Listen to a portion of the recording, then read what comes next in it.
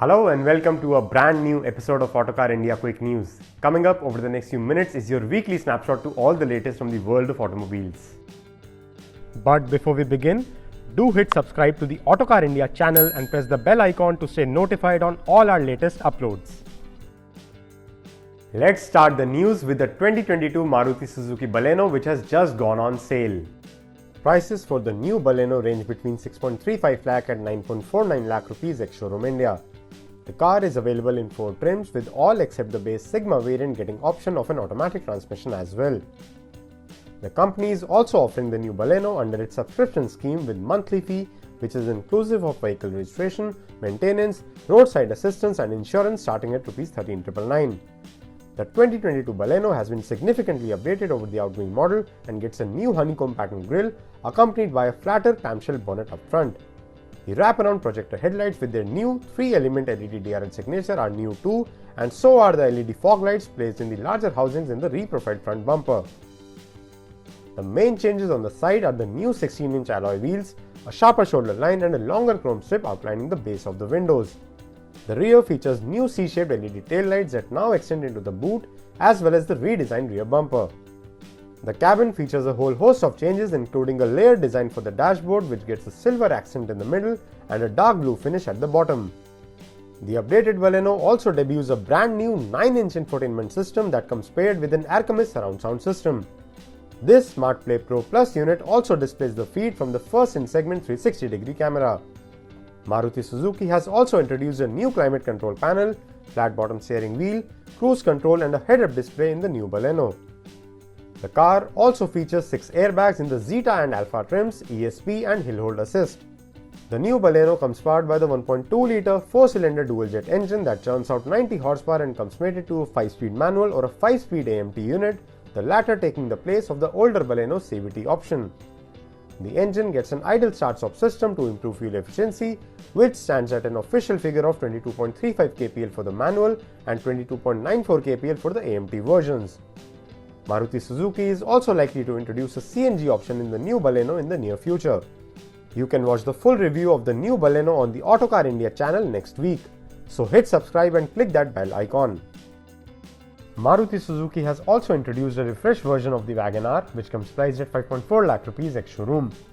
The tallboy hatchback gets some cosmetic tweaks such as the 2 new dual-tone exterior paint schemes on the ZXi Plus variants along with a set of black alloy wheels which make their way into the Wagon R for the first time.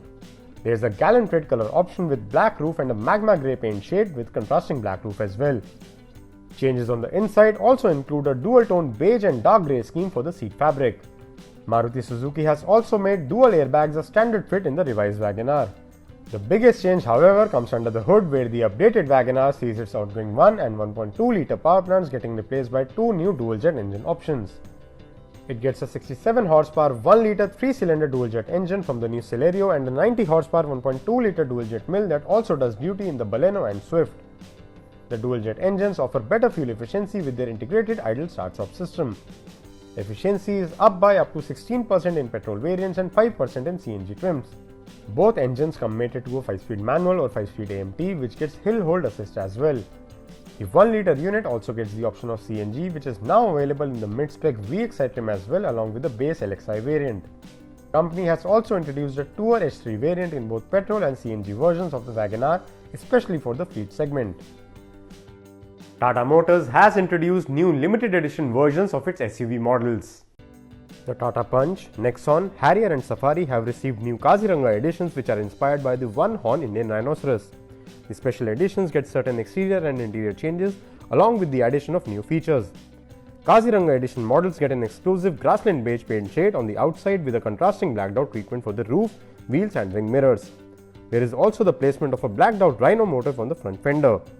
On the inside, the limited edition SUVs get a dual-tone cabin scheme with earthy beige leatherette seat upholstery. There is a wood inlay in the dashboard in the Nexon, Harrier and Safari while all 4 SUVs feature the silhouette of a rhinoceros embossed in the front headrest.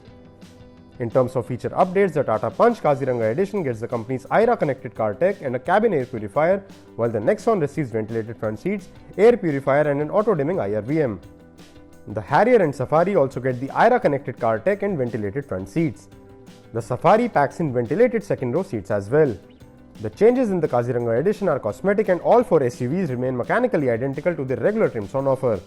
The Kaziranga editions command a price premium of up to 21,000 rupees for the Punch and Safari, while the Harrier and Nexon Kaziranga trims are more expensive by 67,000 and 69,000 rupees ex-showroom respectively. Mini has launched the all-electric Cooper SE in India. The Cooper SE comes as a completely built import and has been priced at 47.2 lakh rupees ex-showroom India. Mini has allocated only 30 units for India for this all-electric hatchback, which is available in a single fully loaded trim. The Mini Cooper SE comes powered by a single electric motor that produces 184 horsepower and 270 Nm of peak torque and drives the front wheels. Power is drawn from a 32.6 kWh battery pack that gets a WLTP certified range of up to 270 km. The Cooper SE is capable of fast charging from 0 to 80% in 36 minutes through a 50 kW DC charger, or takes up to 210 minutes from a standard 11 kW wall box unit. In look, while the Cooper SE gets traditional Mini design elements like the round LED headlamps and Union Jack themed LED taillights, the grille has been blanked out in this EV. There are no exhaust pipes either, and it gets slightly reprofiled bumpers and bright yellow accents on the mirrors and wheel caps, which uniquely resemble a British power socket. The Cooper SE stores its battery pack in the floor and sits 15 mm higher than the conventionally powered variant to allow more ground clearance to the battery pack. While design on the inside is largely similar to the standard Cooper hatchback, it gets a 5.5-inch digital instrument cluster and a new brake regeneration toggle switch on the center console. More features include an 8.8-inch touchscreen infotainment system, a Harman Kardon audio system, and a panoramic sunroof. Fans of 3-row SUVs would be happy to know Jeep's contender comes soon. The Jeep Compass-derived 7-seat SUV, Meridian, is all set to be launched in the month of May. The SUV will go on sale with a sold 2-litre multijet 2 diesel engine that produces 173 horsepower and 350 Nm of peak torque. The engine will be recalibrated to deal with the Meridian's additional load requirements and will be offered with a 6-speed manual and 9-speed automatic gearbox options. At a later date, Jeep will also introduce a 187 horsepower 1.3-litre turbo petrol engine on the Meridian. The Meridian will get both 4x2 and 4x4 options and will rival models like the Skoda Kodiaq as well as SUVs like the Toyota Fortuner and MG Gloster. Jeep India is also gearing up for the launch of the facelifted version of the Compass Trailhawk as well as the new generation Grand Cherokee in the second half of 2022. The new Grand Cherokee will be locally assembled in India and will be powered by the 2-litre turbo petrol engine from the India spec Wrangler. The Grand Cherokee will rival the Mercedes-Benz GLE and BMW X5 and is likely to get a competitive price tag. Volkswagen has teased its upcoming midsize sedan in India. Volkswagen has officially revealed that its upcoming midsize sedan for India will be called the Virtus and will make its debut on March 8th. The company says that the name Virtus is a combination of the words virtuoso and virtus, signifying excellence, finesse and energy. While the Virtus has been on sale in South America since 2018, India will be the first market to get the facelifted car, which will be based on Volkswagen's MQB A0iN platform, also shared with the Skoda Slavia. The two cars will sport distinct styling but will be the same under the skin. The Virtus will come powered by a 115 horsepower 1-litre TSI engine and a 150 horsepower 1.5-litre TSI mill. It will sport 6-speed manual, torque converter as well as 7-speed DCT as transmission choices. And coming to two-wheelers now, KTM has unveiled the MotoGP-inspired version of the 890 Duke. Changes on the new GP version of the 890 Duke include a new orange and black MotoGP-inspired livery, orange wheels and a pillion seat cowl. It gets Brembo monoblock calipers, USD and adjustable monoshock at the rear.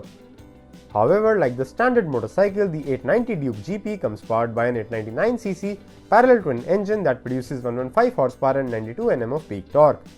The engine comes mated to a 6-speed gearbox with a slipper clutch. Honda has recently filed patent for its NT1100 sports tourer in India, however that does not imply its guaranteed launch in the country. Globally, the NT1100 is based on the Africa Twin but comes at a slightly cheaper price tag. It features a steel double cradle frame with USD at the front and monoshock suspension at the rear. It comes equipped with a 6.5-inch TFT instrument cluster with Apple CarPlay and Android Auto. The NT1100 comes powered by a 1084cc engine that produces 102 horsepower and 104 Nm of peak torque. The engine gets both DCT as well as manual transmission options. And that's all the news we have this week. Thank you very much for watching. See you again next week with more news and more scoops from the exciting world of automobiles. Till then, Keep enjoying Autocar India.